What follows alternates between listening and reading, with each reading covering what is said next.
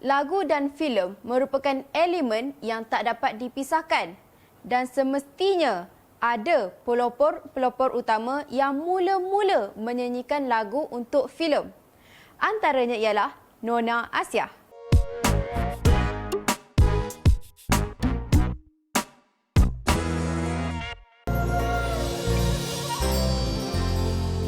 Kaulah satu-satunya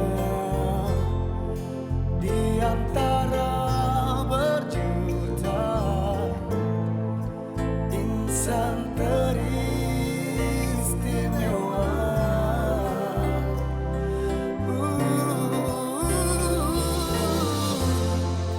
Patah tak tumbuh lagi, hilang belum berganti, kerana kau tersendiri.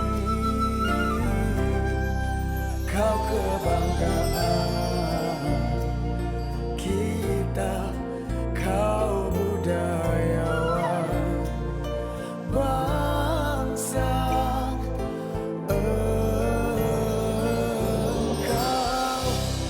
legenda, legenda, legenda.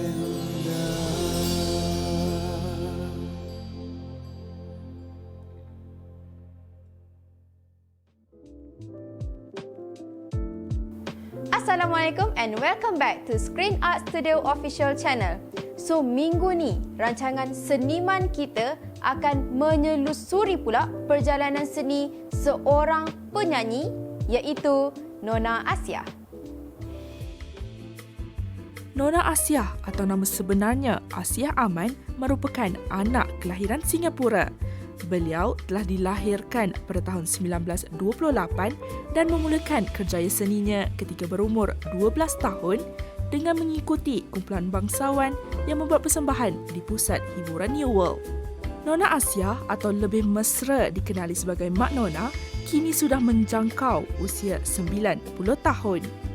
Seringkali diberi peluang untuk menggantikan ibunya di panggung bangsawan menjadikan Nona Asia mula berjinak-jinak dalam seni suara. Nona Asia juga merupakan seorang pelakon filem dan pereka fashion. Selain itu, beliau juga merupakan seorang guru nyanyian untuk lagu kanak-kanak. Darah seni dalam diri Nona Asia mungkin mengalir dari ibunya yang sebenarnya merupakan primadona bangsawan dan juga ayahnya yang merupakan seorang pelukis dan juga pemain saksofon. Oh, okey, jom kita tanya Mak Nona sendiri macam mana dia memulakan kerjayanya sebagai karyawan seni. Jom, saya pun dah tak sabar dah ni. Ibu saya seorang primadona bangsawan. Dia punya bangsawan sendiri, kumpulan bangsawan dia.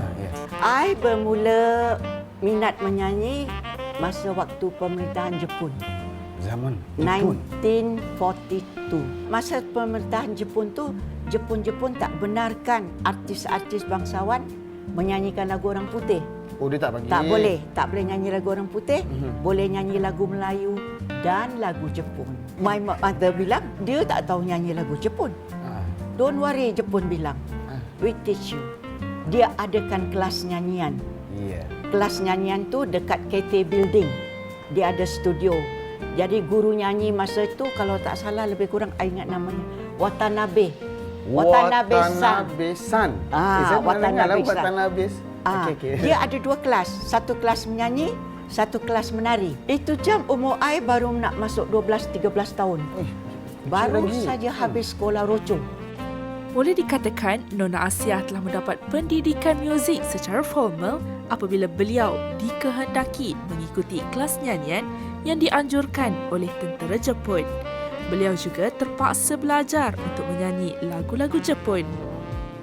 Dengar cerita Mak Nona ni pernah ikut ibu dia pergi buat persembahan bangsawan. Sampaikan ada yang kata beliau menggantikan posisi ibu dia. Betul ke?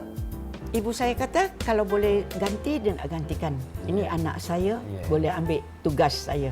Dia boleh attend itu kelas tiap-tiap minggu dan belajar tulis katakana tu lah. Katakana A, I, O, E, O, kakiku, keko. Macam dia punya alfabet tu lah. You tahu? Ya. Belajar nyanyi lagu Jepun tu. Belum lagi berapa pandai. Okey. Dia sudah buat satu ini, Show. I suruh buat persembahan. Buat persembahan untuk menghiburkan askar-askar Jepun pada masa tu. Dia hantar I dekat Seletar sana, dekat dalam hutan. Askar-askar Jepun duduk atas rumput. Kita artis dia bikinkan stage kayu yang temporary itulah. Ya, ya. Bukan I seorang lah. Ya, Waktu Allah yarham Mak Momok kenalah nyanyi lagu Jepun. Mashiroki Fujino Kedakasao Kokoro no tsuyoi tate to shite Mikuni ni tsukusu oni nada wa Kagayaku miyo no yamasakura Shinisati ni o kuni no hana. Itulah. Mak Nona menceritakan pengalaman beliau menerima bayaran dalam bentuk makanan seperti beras, tepung, gula dan sebagainya daripada pihak Jepun setelah selesai membuat persembahan. Lepas pemerintahan Jepun berakhir, Mak Nona dapat tawaran untuk bekerja di Radio Malaya. Pekerjaan apa tu? Semestinya menjadi penyanyi. Waktu ni, Mak Nona menyanyikan lagu-lagu permintaan untuk video, untuk rancangan video lah yang masa tu popular lah. So, dia ditemani oleh 3 serumpun iaitu pemain piano, pemain bass dan juga pemain gitar. So, waktu ni lah dia jumpa dengan Ismail Kasim. Lepas tu dia berduet, bekerja sekali, sampailah ke jenjang pelamin. Tapi bab-bab pelamin ni kita cerita kat belakang sebab kita nak cerita dulu tentang perjalanan awal seni Mak Nona ni. Antara lagu-lagu yang telah dirakamkan ke dalam piring hitam oleh Mak Nona ialah Wak Ketuk, Gadis Kota Baru dan Selamat Malam. Nona Asia juga telah merakamkan sebuah lagu yang bertajuk Ciumku Lagi. Lagu ini telah dirakamkan pada tahun 1947 dan merupakan sebuah lagu saduran dari sebuah lagu Meksiko iaitu Besame Mucho. Waktu I buat rakaman piring hitam, masa tu kita belum ada lagi punya pencipta lagu-lagu tempatan. Belum lagi. Jadi kebanyakan kita gunakan lagu dari Indonesia, lagu saduran, Besame Mucho. Itu bahasa Melayu, ciumku lagi. Besame, besame mucho. Lagu ini telah dinyanyikan oleh ramai penyanyi terkenal pada zaman itu seperti Elvis Presley, Dean Martin dan Nat King Cole. Yang menariknya, Nona Asia menyanyikannya dalam versi bahasa Melayu. Dulu, bila kita sebut Nona Asia je, mesti kita akan terbayang radio televisyen. Sebab apa? Sebab beliau bekerja di Radio Malaya sejak tahun 40-an lagi tau. Okey, lepas tu beliau pergi ke Radio Television Singapura yang selepas tu diperbadankan jadi Singapore Broadcasting Corporation pada tahun 1980. Dekat Radio Malaya tu, tiap-tiap pagi dia ada mengajar mari menyanyi. Daripada situlah saya minat dengar suara dia tu. Tapi cara orang dulu ni kan lain tau. Sebagai contoh, okey, anak-anak, kita nyanyi rangkap pertama lagu Buih Sabun ini dengan suara dia yang suara baku waktu tu. Saya suka main buih sabun, gelombang bulat, cantik berkilat. Kemudian ikut anak-anak baris pertama. Jadi saya waktu itu pun dah teruja dengan suara dia. Dahlah dia menyanyikan lagu-lagu dewasa, tapi dia pandai juga capture hati kanak-kanak waktu tu. Masa umur baru 8 tahun, ibu saya cakap nyanyi. Saya ikutlah nyanyi aja. Kan, pasal kita tak tahu what is going on kan. Jadi ikutlah nyanyi je lah. Okay, nyanyi lagu Sakit Gigi, Malam Bersunat, kacang goreng. Produser yang dulu Abang S. Atan. Okay. So mereka guide saya lah. Okay. Tapi terutama sekali ibu saya, dia yang dorong coach saya, okay, nyanyi begini, begitu, okay, feeling, jaga perkataan. Tapi padahal dulu bila saya masih kecil-kecil, saya ni gagap sebenarnya. Tapi bila nyanyi, terus lancar aja. Alhamdulillah lah. Kita ada album kanak-kanak semua, LP. Kalau tak salah 2 LP, 2 Angkasawan dengan Selamat Hari Lahir. Tahun 72, masa saya dekat SBC, masa tu Nur Asia pun dekat SBC juga. Dia mengajar kanak-kanak menyanyi. Dia memang dia terkenal lah kat sana. Dia boleh kata tak ada kudis lah. Dia apa dia buat semua okey. Dia ada seorang yang disiplin tinggi. Saya rasa orang-orang dulu memang diorang berdisiplin tinggi pasal diorang bila buat recording tu perfectionist lah. Tak ada boleh buat salah sebab kalau salah kena ulang. Jadi diorang is a skill musician semua. I sudah melalui pengalaman ini.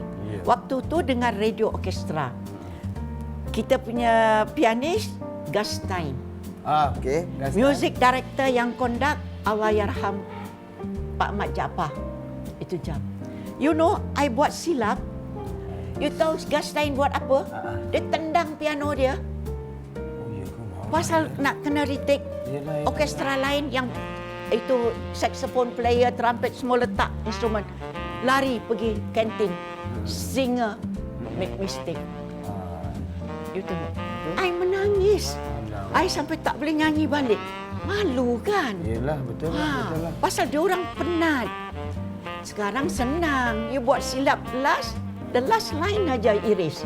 Repeat that particular part. Dulu dari mula. Itu sebenarnya bagus, Mak. Bagi saya Dulu itu tak sebenarnya senang bagus. nak jadi penyanyi. Pada tahun 1947, pencipta dan komposer lagu iaitu Zubir Said telah menyertai Shaw Brothers. Beliau telah menciptakan lagu-lagu untuk filem yang bertajuk Cinta yang dibintangi oleh S. Romaino, Siput Sarawak dan juga P. Ramlee. Saya dapati pada awal-awal apabila Mak Nona berkecimpung dalam penyanyi latar, beliau banyak gunakan suara falsetto, suara macam suara kecil.